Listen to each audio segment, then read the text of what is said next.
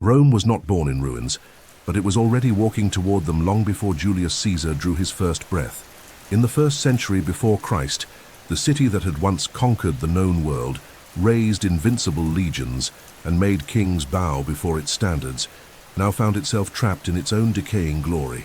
What had once been a vibrant republic, born from the pride of its people and the strength of its institutions, had become a theater of vanity, conspiracy, and unchecked greed.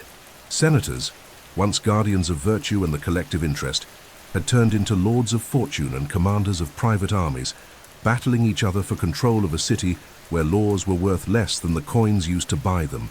Rome was exhausted, and like all structures too grand, it had begun to crumble under its own weight. In the cobbled alleys and temple shadows, the people murmured. Inequality had reached colossal levels. The impoverished plebeians, once the backbone of the legions, now found themselves abandoned, left to their fate. Men who had fought under the scorching sun of Hispania or in the marshes of Gaul returned home only to find their lands seized by large estate owners and their rights dissolved in empty promises. Bread was scarce, opportunities even more so. Meanwhile, the aristocratic elites toasted with imported wine and flaunted their purple-dyed tunics at the city's most luxurious feasts. It was a Rome of two worlds, one of pomp and the other of dust, one of the Senate and one of the gutter. In this setting where the Republic swayed like a fragile bridge over a chasm of conflict, figures began to emerge who sought to reshape the city's destiny by force. Generals like Gaius Marius, elected consul 7 times, had challenged the established order by allowing landless men to serve in the army, a populist maneuver that earned him the love of the masses and the hatred of the elite. On the other side stood his rival and son-in-law, Lucius Cornelius Sulla, the embodiment of aristocratic revenge. In 82, before Christ, Sulla marched on Rome with his legions, an unprecedented act that showed the world that, in this new age, power no longer came from the ballot or the Senate, but from the tip of a sword. And that lesson Caesar would never forget. Sulla established a bloody dictatorship and published proscription lists, names of his enemies marked for death. Hundreds were publicly executed, their heads displayed as a warning. Among the persecuted was a young man from an impoverished noble family named Gaius Julius Caesar, nephew of Marius. Still without power or influence, Caesar refused to comply with the direct order from Sulla to divorce Cornelia, daughter of Cinna, one of Marius's allies. This refusal nearly cost him his life, but Sulla, warned by influential friends of the young man, reportedly said, "In this Caesar there are many Mariuses," and thus the boy was spared. But he did not forget. Rome was no longer the city that had expelled its kings and taken pride in a system based on the Senate and the people. It had become a minefield where every step could be fatal, and every political gesture concealed a game of alliances, betrayals, and dark ambitions. The populus Romanus, the Roman people, had become a pawn, tossed between opportunistic tribunes, glory-thirsty generals, and aristocrats desperate to protect their privileges. In this swamp of contradictions, a new kind of leader began to emerge, someone noble enough to speak with the powerful, but close enough to the people's pain to be idolized, someone who could wield both sword and word, a man capable of turning his life into a symbol. Rome needed a savior, or a conqueror. Julius Caesar did not create the collapse of the Republic. He simply arrived at the precise moment when everything was about to fall apart. His brilliance lay in staring into the chaos without fear, understanding the system's flaws, and using each one as a step toward his own rise. He was not the beginning of the storm. He was the lightning that revealed it. In the vastness of a Rome on the brink of collapse, a boy was born who would become both a reflection and a catalyst for the end of an era. Gaius Julius Caesar came into the world on July 12, 100, before Christ, according to some sources, though other dates also circulate among ancient chroniclers. Born into a patrician family, the Julii, who proudly traced their lineage back to Aeneas and the goddess Venus, Caesar inherited more than a noble name. He inherited the tradition of a glorious past and the weight of imminent decline. His father, also named Gaius Julius Caesar, was a politician of moderate prestige, while his mother, Aurelia Cotta, descended from a respected and influential family. But it was in the austerity of his upbringing, and the watchful eyes of his mother that young Julius faced his first battlefield, one of discipline, quiet ambition, and precocious cunning. From an early age, Caesar displayed an uncommon trait among the aristocracy's sons. He knew how to listen. He silently observed the political games of adults, the shifting moods of allies, the words spoken, and above all, those left unsaid. He was neither the strongest nor the richest, nor the most influential, but early on he showed a rare ability to move between worlds with a grace that concealed fierce intentions. While others pursued prestige through display, Caesar invested in something far more valuable, his reputation. He understood that in Roman politics, image was everything, and he began shaping his own, as one might sculpt a statue meant to last millennia. In his youth, Rome was writhing in the final spasms of the war between Sulla and the supporters of Marius, Caesar's uncle by marriage. Choosing to support Marius even after his fall placed the young patrician on a collision course with the dictator Sulla. The episode surrounding his marriage to Cornelia, daughter of one of Sulla's greatest enemies, is emblematic. When ordered to divorce her, Caesar refused, an unthinkable gesture for someone just starting his career, and he paid dearly for it. He had to flee, change cities, hide in remote places, and endure illness and persecution, but he survived. And he survived with his head held high. That solitary act of defiance against absolute power would become the first sign that within that slender youth there was more than vanity or madness. There was a project, and that project was Rome. Caesar was forged in exile like so many classical heroes. Far from palaces and the grand avenues of the capital, he endured fevers and hunger, bribes and betrayals. But every adversity served as a lesson. He learned to negotiate with both barbarians and senators, to tailor his speech to his audience, and above all to cultivate allies in the most unlikely of places. When Sulla died and his enemies began to re-emerge from the shadows, Caesar returned, not with weapons but with words. And with words he began his slow, meticulous and relentless rise. To climb the steps of public life, Caesar first chose to shine as a lawyer and orator. Inspired by figures like Cicero, he traveled to Greece where he studied under masters of rhetoric. There, among the marbles of Athens and the shadows of Hellenic theatres, he perfected his command of speech, the very tool that would move crowds, challenge the Senate and win wars before banners were ever raised. Back in Rome, he began to work in the courts, taking on difficult cases, boldly attacking powerful figures, while also earning the people's favor through engaging speeches full of empathy and civic fervor. Caesar's political trajectory, from military tribune to quaestor in Hispania, was marked by a singular ability to adapt to circumstances without ever losing sight of his goal. He was generous with soldiers, seductive with allies, merciless with enemies, and always attentive to the bigger picture. In Hispania, standing before a statue of Alexander, he wept. He was over 30 and had not yet achieved anything comparable to what Alexander had done before that age. That tear was not of frustration, but a silent promise. He would be greater. Upon returning from his early campaigns, Caesar began serving as aedile curule, an office responsible for organizing public games and festivals. And here, his strategic brilliance shone once more.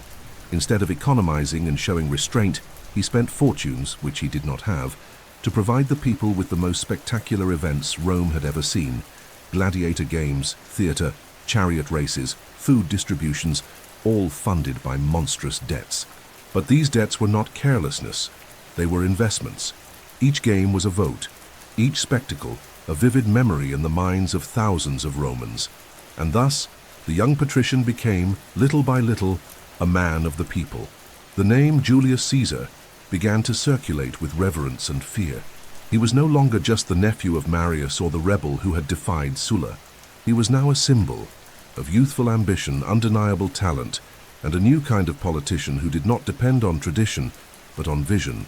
Rome looked at him with a mixture of hope and fear. Some saw a savior, others a threat, but all, without exception, understood that he was not ordinary. Julius Caesar did not rise like lightning, but like a fire, slow, calculated, growing.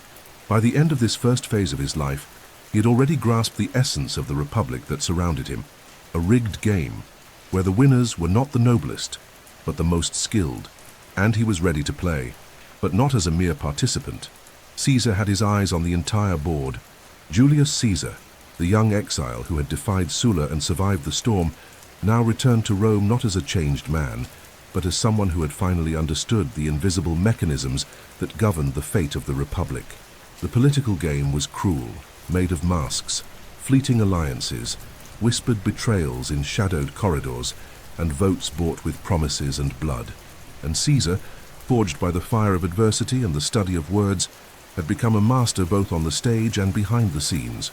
His return was not marked by military victories, but by something even more powerful: absolute control of public image, the art of enchanting crowds, and the almost supernatural talent of saying exactly what every ear wanted to hear. Between the years 69 and 63, before Christ, Caesar held crucial positions that laid the groundwork for his final rise. He served as quaestor in Hispania Ulterior, then as curule aedile, and finally as Pontifex Maximus, the most important religious office in Rome. Each step was carefully calculated. As aedile, he organized grand spectacles, winning over the people with bread and circuses, even while accumulating colossal debts with creditors like Crassus, the richest man in Rome. As Pontifex Maximus, he expanded his prestige, connecting himself to Rome's religious tradition and to the divine ancestry of his family. After all, the Julii claimed direct descent from the goddess Venus. In a society where politics and religion were inseparable, holding the title of Pontifex Maximus was not merely symbolic, it was strategic. He became not just a public figure, but a sacred one. But Caesar's true trump card was his oratory. Unlike other leaders who relied solely on the sword, Caesar wielded language as a deadly weapon. His speeches at the Forum drew massive crowds. He knew how to shift between solemn and intimate tones, between controlled indignation and warm empathy. He spoke to the Senate as an equal, to soldiers as a brother, to the people as a caring father. He used Greek metaphors, references to Roman myths, and above all, concrete examples of the people's suffering, hunger, injustice, forgotten soldiers. Where others saw numbers, he saw faces, and Rome, weary of empty promises, began to believe again. With every speech, Caesar grew stronger, not only as a politician but as a symbol. People didn't just vote for him, they voted in him. They voted for the man who refused divorce out of love, for the orator who gave hope to the poor, for the noble who did not hide behind marble walls. He became a myth in the making, shaped not by lies, but by a carefully guided narrative. His image became omnipresent, in the streets, in debates, in temples, and that image was more powerful than any army. But Caesar knew that charisma alone was volatile. He needed structure, and so he drew near two fundamental figures for the next act of his journey: Pompey the Great and Marcus Licinius Crassus. Pompey was the greatest general of his generation, celebrated for his eastern campaigns and adored by his veterans. Crassus, in turn, was the richest man in the city, master of intrigue and secret funding. The two hated each other, but both saw in Caesar a bridge to their own goals. And Caesar, with his almost prophetic ability to understand others' desires, proposed a pact that would change Rome forever: the Mycene First Triumvirate. This informal agreement between the three most powerful men in Rome sealed the Republic's fate. Pompey would receive official recognition for his victories and guarantees for his soldiers. Crassus would gain support for his financial interests and future military campaigns. And Caesar, the link between the two, would secure for himself the position of deconsul, the highest office in Roman magistracy, and soon after, the military command of provinces where he could build his own glory. It was a bold, nearly insolent move, one that bypassed the Senate entirely and was seen by many as a direct affront to the Republican order. But it was too late. The people supported Caesar, the veterans supported Pompey, the bankers supported Crassus, and Rome was no longer its own master. Caesar was elected consul in 59 before Christ, and as usual, his year in power was anything but moderate. Ignoring the pleas of conservative senators, he passed land redistribution laws, championed agrarian reforms, and strengthened the rights of common citizens, all under fierce opposition from the optimates, the aristocrats who defended senatorial authority. But Caesar did not retreat. On the contrary, he faced his opponents head-on, using his sharp rhetoric and ever-growing symbolic power. By the end of his consulship, his next destination was sealed: the provinces of Gaul and Illyria, where he would assume the role of proconsul with command of legions and full military powers. From that point on, a new phase began, not as an orator, but as a warrior. But even as he left Rome, Caesar did not abandon it. He knew that to truly dominate it, he needed more than applause. He needed conquest. And Gaul, still divided, rebellious, and filled with belligerent tribes, would be the stage on which he would write, in blood and glory, the most celebrated chapters of his legend. Rome, which had once been ruled by kings, consuls, and senators, now bowed silently before an unwritten pact, sealed not in marble, but in the shadows of power. The First Triumvirate, as historians would later call it, was neither an official institution nor recognized by republican law. It was in truth a secret agreement between ambitions, a marriage of convenience among three men who together possessed what no other politician in Rome had: popularity, wealth, and military glory. Julius Caesar, Marcus Licinius Crassus, and Pompey the Great had turned Rome into their private game board, and each of them moved the pieces to serve their own interests, using the Senate as a curtain and the people as a shield. Marcus Licinius Crassus, the eldest of the three, was the living symbol of Roman fortune. He built his financial empire by exploiting urban fires, buying up property from desperate citizens, and profiting from the suffering of others. But he was not merely a usurer. He was also a shrewd politician, deeply familiar with the workings of influence. He dreamed of military prestige to rival Pompey's, but his failures on the battlefield, especially during his attempt to suppress Spartacus's revolt, still stained his name with the mud of hesitation and cruelty. Crassus needed a new opportunity, a wealthy province to conquer, and allies who could soften his image among the populares. Pompey, on the other hand, was the people's hero. His meteoric career had begun under Sulla's auspices, but his martial talent soon made him indispensable. He defeated the pirates of the Mediterranean, crushed enemies in the east, and restored Rome's prestige in forgotten regions. He commanded loyal armies, was adored by his veterans, and had the public's favor. But the Senate refused to ratify his victories or guarantee land to his demobilized soldiers, an affront that wounded his pride and left him politically isolated. Pompey, though feared, was vulnerable, and Caesar, with his quiet perceptiveness, saw it before anyone else. It was Caesar who became the architect of the pact. He saw in Pompey's resentment and Crassus's ambition the keys to unlocking his own destiny. The agreement was simple in essence, but revolutionary in its execution. The three would share influence over Rome, support one another's proposals, protect each other's interests, and together make decisions that would shape the entire republic. To seal the pact, Caesar offered his own daughter, Julia, in marriage to Pompey, a gesture that was not just political, but deeply symbolic. It was the fusion of houses, the union of general and tribune, the blending of military power and popular charisma into one political force. In 59 before Christ, Caesar assumed the consulship and immediately used his position to honor the pact. He passed land redistribution laws for Pompey's veterans, secured lucrative contracts for Crassus's financial allies, and handed out privileges that silenced part of the senatorial opposition. His methods were harshly criticized by conservatives, especially by Cato the Younger, a symbol of the old republic. But Caesar faced them with a smile. He knew that real power no longer lay in traditions or the Senate's rhetoric. It lay in the streets, the armies, the campaign financiers, and he mastered each of these arenas with lethal skill. But this triumvirate, like all pacts between titans, was unstable by nature. Caesar was the link that kept Crassus and Pompey united. Once he left Rome to govern the provinces of Gaul and Illyria, the fragile alliance began to fray. Crassus envied Caesar's rising fame. Pompey, in turn, grew uncomfortable with the glow of his son-in-law, who was beginning to outshine him in the hearts of the people.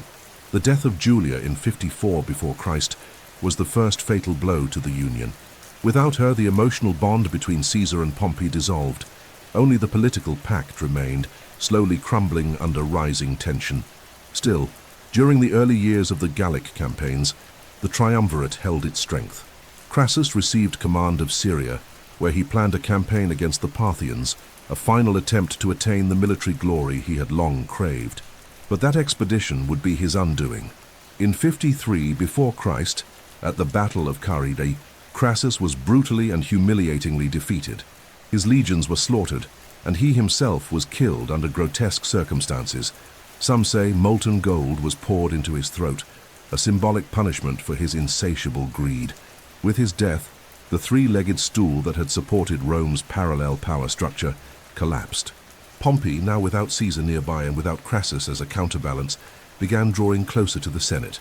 He was granted extraordinary powers to preserve order, appointed sole consul in 52 before Christ, and began presenting himself as a defender of the republican order, the very system that had once scorned him. The confrontation between Pompey and Caesar had become inevitable. Two former allies, now rivals, marched toward a final clash that was not merely political, but civilizational. Rome would be forced to choose, either yield to the new world Caesar represented, or attempt, through force, to restore a republic that existed only in speeches and laments. The triumvirate had been for Caesar a springboard, for Rome a ticking time bomb, and the hour of detonation was drawing near. When Julius Caesar left Rome to assume command of the provinces of Cisalpine Gaul, Transalpine Gaul, and Illyria, few senators understood the depth of the plan unfolding. To many, he was just another politician temporarily removed from the central stage. But Caesar did not see Gaul as an administrative post. He saw it as the ideal theater for building his true greatness. War was where men became legends. And Gaul, wild, fragmented, and unyielding, offered him the perfect stage on which to turn his name into immortality. Gaul was not a unified land. It was a tribal mosaic made up of proud Celtic peoples, fierce warriors, powerful druids, and independent cities often in conflict with one another. For centuries, the region had resisted Roman influence, and its vast, untamed territory posed an immense logistical and military challenge. But that was precisely what made the campaign irresistible to Caesar. A difficult territory was the perfect justification for maintaining a personal army, far from the Senate's direct oversight, and for an indefinite period. While pretending to protect Rome's interests, he was building his own empire. Caesar began his offensive in 58 before Christ, under the pretext of defending the Roman province from the threat of the Helvetii, a tribe seeking to migrate westward. It was a strategic move. By presenting himself as the defender of the frontier, he gained legitimacy, and by defeating the Helvetii, he gained ground. The victory was decisive, but the true prize was political. Rome saw Caesar as a hero. From that point on, he launched a series of brutal and brilliant campaigns against various tribes: the Suebi, the Belgi, the Nervi, the Eburones. Each battle was described in vivid detail in the report sent to Rome, and later in his famous commentary, De Bello Gallico, where Caesar recounted his exploits with a blend of military sobriety and calculated theatricality. He was not just a general, he was his own historian, and that made all the difference. While razing villages and crushing rebellions, Caesar was writing for the Roman people the version of history he wanted them to remember, that of the man who brought civilization to the edge of barbarism. The reality, however, was darker. Entire tribes were annihilated, settlements were burned, prisoners were enslaved. It's estimated that nearly 1 million Gauls died or were reduced to servitude over the course of the campaign. And yet, his name echoed in Rome as that of a liberator. The art of war merged with the art of propaganda.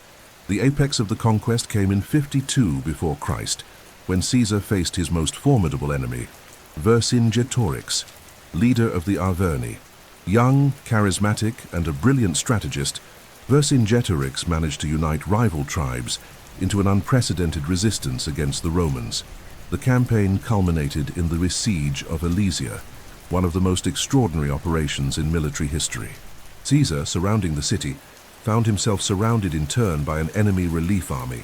In response, he built 2 lines of fortification, one facing inward to trap the besieged, and another facing outward to resist the reinforcements. For weeks, his soldiers endured hunger, exhaustion, and relentless assaults. But they held, and in the end, Alesia fell. The surrender of Vercingetorix was as symbolic as it was strategic. It is said he rode out on horseback in shining armor and silently laid down his weapons at Caesar's feet. It was the public acknowledgement of the Gauls' defeat and the conqueror's supremacy. With this, Caesar sealed his reputation as the greatest Roman general of his generation. Gaul was officially under control, but more than territory, Caesar had secured something even more valuable: the unshakable loyalty of his legions. During the campaigns, Caesar did not merely command. He shared in the cold, the hunger, the mud. He marched alongside his soldiers, ate the same bread, faced the same dangers. He gave generous rewards and wrote personal letters praising acts of bravery. He created a brotherhood built on admiration and dependence. The soldiers no longer fought for Rome, they fought for him, and that, to the Senate, was terrifying. In Rome, senators watched with growing unease as Caesar's power expanded. His term was nearing its end, and the law required that, upon returning, he relinquish command of his troops before entering the city. But Caesar feared the obvious. If he gave up his army, he would be prosecuted, perhaps exiled, or assassinated. His political enemies, especially Pompey, now aligned with the conservatives, would not hide their thirst for revenge. The solution seemed impossible. Either he faced the Senate and crossed the border armed, or he accepted the end of his career. Gaul had given Caesar wealth, prestige, and an army, but it had also given him an impossible choice. Rome applauded him, but also feared him. He was the most popular man in the Republic, and therefore the most dangerous. The crossing of the Rubicon was approaching, and with it the beginning of the end of an era. Year 49, before Christ. An oppressive silence hung over northern Italy, as the cold waters of the small Rubicon River flowed quietly between seemingly unremarkable banks. There were no golden gates, no triumphal columns, just a stream, a symbolic frontier. But beyond that invisible line began the sacred territory of Italy, and Roman law was clear. No general could cross it with armed legions without committing a crime against the Republic. And yet it was precisely there that Caesar stopped, drew a deep breath, and, according to tradition, muttered softly, "Alea iacta est." The die is cast. That simple gesture, crossing a modest river with his troops, was in practice a declaration of war against the very Senate. For years, Caesar had built his glory far from Rome, conquering Gaul, writing memoirs in the third person, and shaping public opinion with cunning. Now, however, there was no more room for maneuver. His enemies demanded that he return without his army, as any ordinary citizen. But Caesar knew that if he did so, he would be swallowed by accusations, political trials, perhaps even death. His allies had been silenced. Pompey, once his friend and son-in-law, now stood as the Senate's shield. There were no more bridges, only the Rubicon. The crossing of the Rubicon was not merely a military move. It was a symbolic revolution. At that moment, the old Rome, of laws, of the Senate, of republican tradition, began to crumble. The people, torn between fear of war and hope for change, watched in silence. Caesar did not march as a foreign invader, but as a liberator who challenged the privileges of an elite rotted by corruption. His soldiers, veterans hardened by the Gallic campaigns, followed him not out of duty but out of devotion. They were not mere troops, they were living witnesses to his legitimacy. Pompey, for his part, reacted with hesitation. He held the Senate's support, but had underestimated Caesar's speed and popular backing.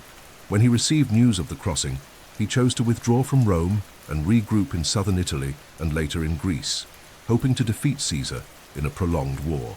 But this retreat had deep consequences. Leaving Rome without resistance allowed Caesar to enter the city not as a traitor, but as a hero. He did not take the capital by force. He entered without a fight, as if returning home like a prodigal son, and thus began the true civil war. For months, Caesar's legions swept across the Italian peninsula with minimal resistance.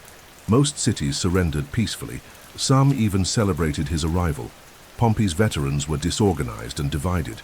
Meanwhile, Caesar maintained a policy of clemency. He spared his opponents, offered pardons, and allowed enemies to flee unharmed. It was a brilliant strategy. He showed strength enough to win, but mercy enough to be loved. Conservative Republicans like Cato saw this as demagoguery. But to the people, Caesar was the face of a new Rome, one more just, more humane. With Italy under control, Caesar set out for Hispania, where he swiftly defeated Pompey's allies. Meanwhile, Pompey was gathering strength in Greece, with support from eastern provinces, allied kings, and exiled senators.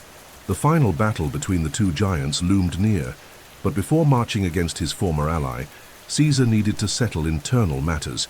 He was appointed dictator for a brief period to restore order and call for elections, a move that, while legal, already revealed the outlines of absolute power. In 48 before Christ, Caesar left Rome and headed toward Greece, ready to face Pompey at Pharsalus, in a battle that would decide not just the fate of two men, but the fate of an entire civilization. The crossing of the Rubicon, though swift and seemingly simple, remains one of the most impactful acts in Western history. It was the moment when one man decided that the old laws were no longer enough to contain the desires of a new world. And in doing so, he forever redefined what it meant to be Roman. Caesar did not cross the Rubicon to destroy Rome. He crossed it to fuse it to himself. From that point on, Rome and Caesar would be inseparable, for better or for the collapse of everything once called the Republic. After crossing the Rubicon, the conflict was no longer political, it was existential. Rome was not witnessing a mere power struggle between two generals, but the tearing apart of the Republic's very soul. On one side stood Caesar, the conqueror of Gaul, bearing the support of the masses, popular charisma, and a loyal army that followed him like a living god. On the other, Pompey the Great, the aging champion of the Republic, backed by the Senate, the nobility, and the defenders of the status quo. It was the clash of new against old, the reformer against the conservative, the world being born against the world refusing to die. Pompey, a seasoned strategist, chose not to face Caesar on Italian soil. He withdrew to Greece, where he could raise a strong army with support from eastern provinces and exiled Roman aristocrats. Militarily, the decision made sense, but it came at a symbolic cost. By abandoning Rome, Pompey seemed to surrender the defense of the Eternal City. Caesar, on the other hand, entered Rome not as a tyrant, but as a savior. He was armed, yes, but armed with legitimacy, supported by his glorious past and the promise of reform. With control of the Italian peninsula secured, Caesar marched to Hispania, where he defeated Pompey's lieutenants at the battle of Ilerda. Once again, he demonstrated both tactical brilliance and a policy of clemency. Defeated opponents were often spared and even reintegrated. This gesture, far from pure altruism, served a precise goal: to win hearts and minds, to weaken his opponent's arguments, and to build an image of benevolent yet relentless leadership. In 48 before Christ, Caesar moved east to confront Pompey in the decisive Battle of Pharsalus in Thessaly. Pompey commanded twice as many troops, more cavalry, and a superior strategic position. The Senate expected an easy victory, but Caesar's battlefield intelligence was unmatched. Realizing he would be flanked by the enemy cavalry, he concealed a secret line of light infantry behind his own horsemen. Armed with spears and instructed to aim at the riders' faces, the psychological shock was devastating. Pompey's cavalry fell back in chaos, and Caesar advanced with surgical precision. Pompey was defeated humiliatingly. He fled with a few men, leaving behind not only the dead, but the dream of an invincible republic. Pompey sought refuge in Egypt, hoping for political asylum, but fate was cruel. The young pharaoh Ptolemy III, eager to please Caesar and avoid Roman entanglements, ordered Pompey's death. He was murdered on the shore, beheaded by Egyptian traitors. When Caesar arrived in Alexandria and was presented with the head of his former ally and rival, he wept. Not out of friendship, but because with Pompey's death, the last link between Caesar and his own republican youth had died as well. Egypt, then embroiled in a civil war between Ptolemy and his sister, Cleopatra VII, became the stage for yet another historic turning point. Caesar chose to intervene on Cleopatra's side. What began as a strategic alliance soon transformed into a legendary romance. Cleopatra, intelligent, educated, ambitious, saw in Caesar the perfect ally to reclaim her throne. Caesar, in turn, saw in her a gateway to extend his influence into the Hellenistic world. Their relationship scandalized Rome, especially after the birth of the Ptolemy Caesar, known as Caesarion, their alleged son. After restoring Cleopatra to the throne and defeating Ptolemy's forces at the Battle of the Nile, Caesar remained in Egypt for an extended period. When he finally returned to Roman affairs, he moved to Asia Minor, where he crushed King Pharnaces II of Pontus in a lightning campaign. The victory was so swift and absolute that he summarized it in 3 eternal words: Veni, Vidi, Vici. I came, I saw, I conquered. Upon returning to Rome, Caesar was now master of the entire Roman world. His enemies were either dead or defeated. His legions had triumphed across 3 continents. The Senate, now submissive, granted him extraordinary titles: Dictator for 10 years, Consul for life, and even the right to appoint half of all magistrates. His face was minted on coins, his statues erected in temples, but amid his growing glory, Caesar began to show signs that he was no longer content. It wasn't enough to be Rome's most powerful man. He wanted to be Rome. That ambition, grand to his allies, intolerable to the purists, would begin to sow tragedy. The civil war between Pompey and Caesar had ended, but a new conflict was rising, invisible, silent, more lethal than any battlefield. The war between the memory of the Republic and the will of one man. Rome was used to welcoming victorious generals, but it had never stood before someone like Julius Caesar. His return, after defeating Pompey, restoring Cleopatra, subduing enemies in the east, and consolidating his control over Hispania, was more than a triumphal procession. It was the consecration of a new era. How? Rome, exhausted from decades of civil war and senatorial corruption, looked upon this man not merely as a commander, but as the architect of a new order. And Caesar, fully aware of the historical moment he inhabited, began to redraw the foundations of the Republic with steady hands, visionary eyes, and a sense of urgency known only to those who dare to seek immortality. Unlike the dictators of old who assumed power temporarily in times of crisis, Caesar sought something deeper, a bloodless, institutional revolution. Upon taking the role of dictator, first for 1 year, then for 10, and finally for life, he did not destroy the Senate. He hollowed it out. He increased its membership from 600 to 900, filling the new seats with his allies and loyal supporters. The Senate still existed, yes, but its voice had become a compliant echo of Caesar's will. It was a brilliant strategy, preserving the appearance of the Republic while concentrating all true power in a single name. But his ambition did not end with politics. Caesar was, above all, a reformer. He knew that power not used to benefit the people was fleeting, and so he launched a series of reforms that touched every corner of Roman life. The calendar, for example, was reorganized based on the Egyptian solar cycle. Thus was born the Julian calendar, with 365 days and a leap year every 4, a structure that, with minor adjustments, endures to this day. Caesar was no longer merely controlling legions or laws, he now controlled time itself.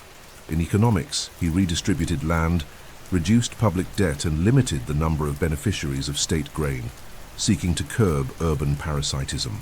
He offered citizenship to various regions in Gaul, established colonies in strategic territories, granted benefits to veterans, and even reorganized the provincial tax system, eliminating corrupt intermediaries. Through these actions, he not only strengthened his support base, he also built a solid, efficient, and personally loyal administrative machine.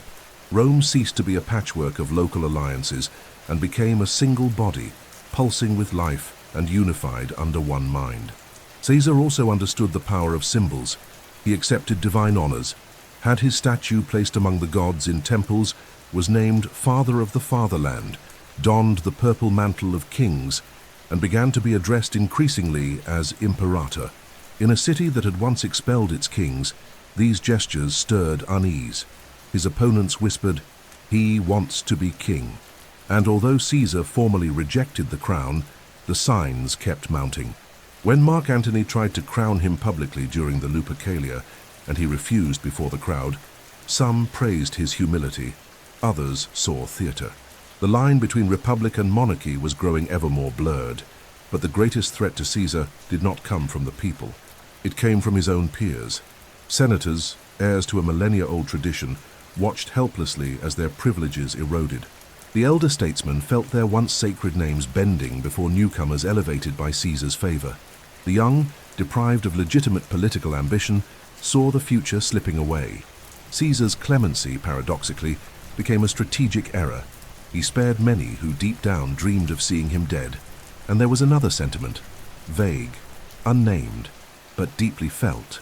Caesar had grown too great. His presence eclipsed everyone else. Nothing could thrive in his shadow. Even his allies like Brutus and Cassius began to question the path Rome was taking. Whispers that the city was now, in truth, under a new monarchy grew like weeds in the Senate's corridors. The idea of conspiracy, once unthinkable, began to take shape in hushed words, complicit glances, and silent handshakes. It was not just a political question, it was an existential dilemma. Either Rome eliminated Caesar, or accepted that it would never again be a republic. But Caesar, absorbed by his greatness, ignored the signs. Or perhaps he saw them, but placed too much faith in his prestige, in his past clemency, in his personal history, with each of those now plotting his end.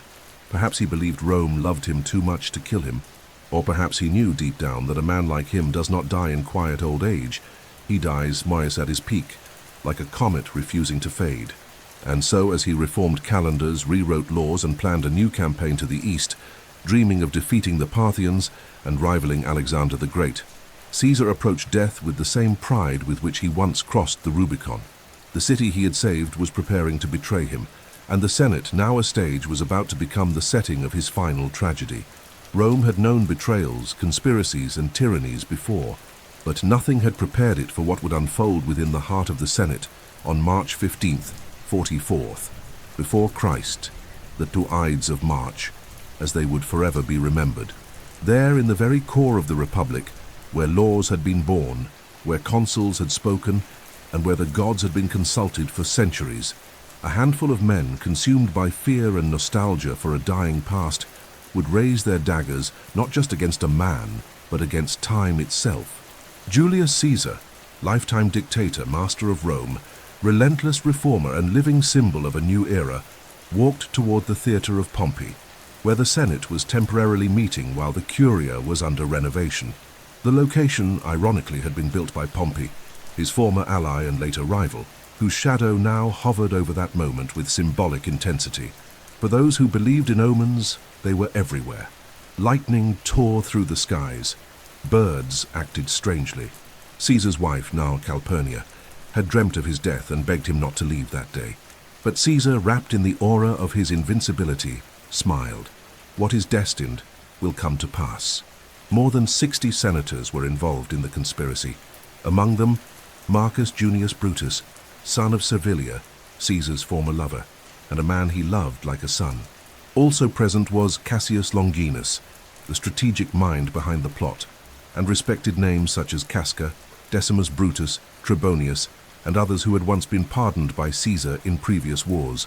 The plan was simple and brutal. Corner him in the Senate, isolate his personal guard, and strike swiftly before anyone could react. Their motivation? A volatile mix of political fear, personal resentment, and a conviction, perhaps naive, perhaps desperate, that killing Caesar would save the Republic. On the morning of the murder, the conspirators gathered discreetly. When Caesar entered the Senate chamber, the gestures were seemingly cordial. Forced smiles, lowered heads, a staged plea for clemency by Metellus Cimber was the signal. Caesar tried to dismiss it. The next moment, the first blade cut the air, then another and another. He tried to resist, but was overwhelmed by the swarm of daggers. There were 23 wounds. They say he fell at the base of Pompey's statue, staining it with his blood, as if the past, symbolized by his old rival, triumphed at the moment of his downfall. And they say, though historians debate it, that upon seeing Brutus among the attackers, he whispered, "Tu quoque, Brute? You too, Brutus?" A phrase which, real or not, would echo through the centuries as the most bitter cry of human betrayal. Caesar, the man who had crossed the Rubicon, fell beneath the blades of his former allies. But the conspirators, despite the success of the assassination, failed in everything else. They had hoped that by killing Caesar, they would restore the Republic, that the people relieved would sing songs of freedom, that the Senate would reclaim its moral authority, but the crowd did not react as they expected. Caesar's body was left on the ground, and when the citizens learned what had happened, they did not rejoice. They wept, they raged, they rose up. For Caesar was not merely a ruler. He was a symbol, a father, a protector. His mutilated body was mourned before a grieving Rome. When Mark Antony Caesar, his ally and co-consul, read his will and displayed his blood-stained robes, the people exploded with fury. Crowds flooded the streets. The conspirators were booed, hunted, and exiled. The Republic, far from reborn, sank deeper into chaos. Caesar's will made his love for Rome clear. He left part of his wealth to the people, donated public gardens, and named as his adopted heir a young man still relatively unknown, Gaius Octavius, who would become Octavian, and later Augustus, the first emperor of Rome. The cruel irony is that, in trying to stop tyranny, the conspirators sealed the birth of the empire. Caesar's death was not the end of centralized power. It was the spark that ignited a new age of autocracy. Caesar died believing he was reforming Rome, but in the end it was Rome that reformed him. And those who killed him, thinking they were defending liberty, did not realize that liberty had already died in the hearts of the people. The Republic was not murdered with daggers, but with the silence, corruption, and fear that had come before them. The Ides of March became an eternal landmark, not just in Rome's history, but in the history of all empires and nations that, when faced with absolute power, hesitate between the hope for justice and the terror of human ambition. Rome, so accustomed to victories, triumphal marches, and acclamations in the forums, did not know how to bury a god. When Julius Caesar fell beneath the daggers of men who claimed to love the Republic, something greater than a body collapsed on the marble floor of the Senate. The illusion fell that the people would quietly accept a return to the past. What the conspirators expected to be liberation was felt as sacrilege, because Caesar, more than a dictator, was a symbol, a father, a future. And Rome, orphaned of her dictator, overflowed with mourning and fury. Caesar's funeral became a spectacle that mixed devotion, theater, and revolt.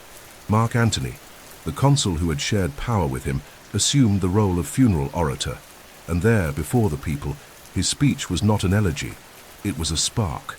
Dressed in black, holding Caesar's blood-stained toga in his hands, Mark Antony exposed the wounds of the dictator and the city at once. He cited his deeds, his laws, his clemency, and then revealed the will. Caesar had left money to every Roman citizen and donated his gardens to the public. Even in death, he had thought of the people. The words ignited hearts. Tears turned to cries. Grief turned to rage. The crowds burst from alleys and avenues. They built an improvised funeral pyre in the Roman Forum, right there, before Caesar's statue. The fire consumed his body and ignited Rome's soul. The people took up arms, looted the homes of the conspirators, and spread chaos through the streets.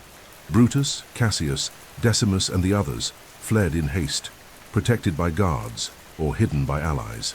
They had killed the man, but not the myth. The Senate, dreaming of restoring its authority, found itself impotent. It could not contain the public revolt, nor restore order. Moral authority now lay with Mark Antony, who emerged as the political heir and protector of Caesar's legacy. But there was a new player on the board, Gaius Octavius, Caesar's grandnephew and adopted heir, a 19-year-old youth, slender, discreet, but shrewd and driven by quiet determination. Octavian arrived in Rome under suspicion. Many senators underestimated him, thinking him too fragile for the brutal game of power, but he carried something no other man possessed: Caesar's name, and with it, the loyalty of veterans, the respect of allied cities, and the sympathy of the people. He quickly formed a delicate and dangerous alliance with Mark Antony, sharing control of Roman politics, while Caesar's murderers regrouped in the east, preparing to reclaim the city.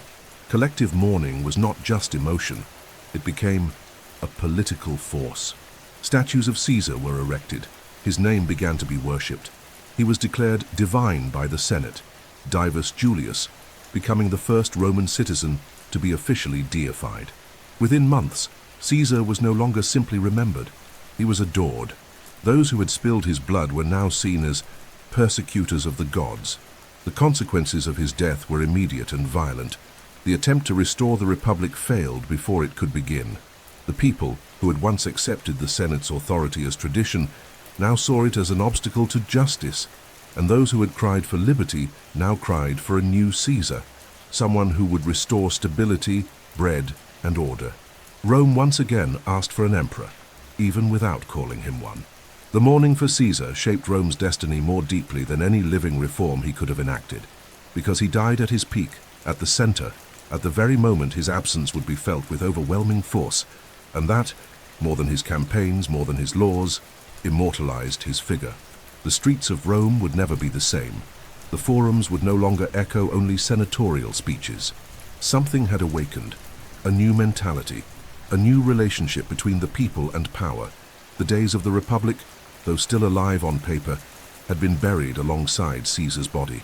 And from the pain, the fury, and the collective longing, a new world would soon emerge. The Empire. The death of Julius Caesar did not restore the Republic. On the contrary, it laid bare its irreversible weaknesses. What followed was not the reconstruction of republican institutions, but a new cycle of wars, conspiracies, and purges, whose outcome left no doubt. Rome would never again be what it once was. And amid the rubble left by Caesar's assassination, a new protagonist emerged from the shadows with near-divine coldness and marble patience. Gaius Octavius, soon to be known as Augustus. Octavian was not a soldier, not a general, not a senator. He was a 19-year-old boy, frail in health, raised among books and rhetoric, but he possessed something no other man of his time could claim. He was the adopted son and political heir of Caesar by a legally recognized will. More than that, he now carried the name of the most loved and most feared man in Rome's history. In a short time, he would learn to wield that name with a skill even Caesar had not possessed. The blood of his great-uncle flowed through him only symbolically, but his silent ambition, calculated detachment, and mastery of manipulating men and symbols seemed as natural to him as breathing. Soon after Caesar's death, Octavian traveled from Apollonia to Rome. The city was in turmoil. Mark Antony, Caesar's old ally and consul, sought to consolidate power as the dictator's natural successor, controlling public funds and military resources. But with Octavian's arrival, a new battle for legitimacy was born, one that would divide Rome once more. The Senate, fearful of Antony, saw in Octavian a useful pawn. Antony, in turn, underestimated the young man, and Octavian, with surgical precision, exploited the pride and fear of both sides. From 43, before Christ onward, Octavian began gathering support among Caesar's veterans, promising justice against the assassins, while presenting himself as a restorer of order. In a bold move, he marched on Rome, not to seize it, but to demand a rightful place in power. He was elected consul, and with that, he began acting with legal authority, preparing the ground for his revenge. But revenge would not come alone. Octavian knew he could not defeat Cassius and Brutus, Caesar's principal assassins, with youth alone. He needed an alliance. And so, in November of 43, before Christ, the second triumvirate was formed: Octavian, Mark Antony, and Lepidus. Unlike the first, this triumvirate had legal authority granted by law. The three men held absolute power for 5 years to restore the Republic, a euphemism for reorganizing Rome under military control. The first act was bloody. They published prescriptions, lists of citizens condemned to death without trial. Cicero, the Republic's greatest orator and fierce critic of Antony, was among them and was executed. The city plunged into terror. Properties were confiscated, families destroyed. But in the eyes of the people, the triumvirs were instruments of Caesar's justice. Blood was the price of stability. Meanwhile, Brutus and Cassius were building strength in the east. War was inevitable. In 42, before Christ, the triumvir's forces faced Caesar's killers in the Battle of Philippi in Macedonia. Antony commanded one army, Octavian the other. The fighting was brutal. Brutus and Cassius were defeated. Both took their own lives. The Republic, though wounded, took its last breath there. With their deaths, any real hope of returning to the old system vanished. With rivals eliminated, the triumvirate began to fracture. Lepidus was quickly sidelined by Octavian and reduced to a symbolic figure. Tensions between Octavian and Antony escalated. Antony spent long periods in Egypt, deepening his relationship with Cati, Cleopatra, queen and former lover of Caesar. Together they proclaimed Caesarion, Cleopatra's son with Caesar, as the rightful heir. To Octavian this was more than an insult. It was a direct attack on his legitimacy. Octavian, master of propaganda, began painting Antony as a traitor to Roman values. While he, Octavian, embodied Roman modesty, tradition, and discipline, Antony was portrayed as a man seduced by Eastern luxury, enslaved by a foreign queen. The campaign was effective. Public opinion turned against Antony. The Senate, now under Octavian's control, declared war, not on Antony but on Cleopatra. The final confrontation came in 31 before Christ, off the coast of Greece, in the naval Battle of Actium. Octavian's fleet, led by Agrippa, his brilliant admiral, surrounded and defeated Antony and Cleopatra's forces. The couple fled to Egypt, where a year later, both took their own lives, preferring death over the humiliation of being paraded through Rome. With his rivals gone, Octavian returned to Rome, not as a general, not as a tyrant, but as a savior. In 27 before Christ, he formally refused the title of king and offered his powers back to the Senate. In response, he was hailed as Augustus, the venerable one, the one consecrated by the gods. He was granted the title of princeps, first citizen. The empire was born, not by decree but by acclamation. It was a republic only in name. In practice, power was now concentrated in a single man. But this man was discreet, measured, patient. Augustus did not seek to resemble Caesar. He sought to endure, and he succeeded. Under his rule, Rome experienced one of the longest periods of peace in its history, the Pax Romana. Roads were built, cities founded, borders secured, and the empire, once only an idea, became a tangible, eternal reality. Caesar had opened the gates, but it was Augustus who passed through them and created a Rome no longer belonging to the gods, but to men who knew how to control time, power, and memory.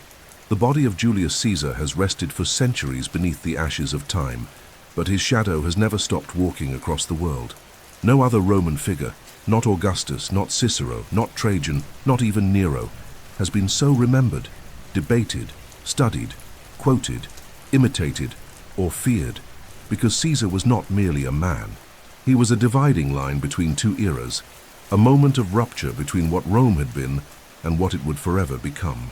With him, the Republic ended, and with his death, the empire was born.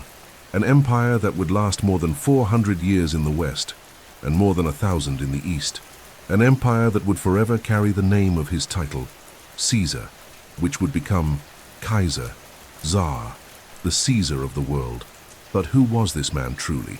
He was born amid the decay of the Republican order, saw the Senate rot, laws turn into currency, and dignity traded like property. He grew up as a spectator to disillusionment, and then chose to become its protagonist. He was not content with ordinary positions. He carved his own destiny with discipline, courage, and a vision so clear it bordered on the supernatural.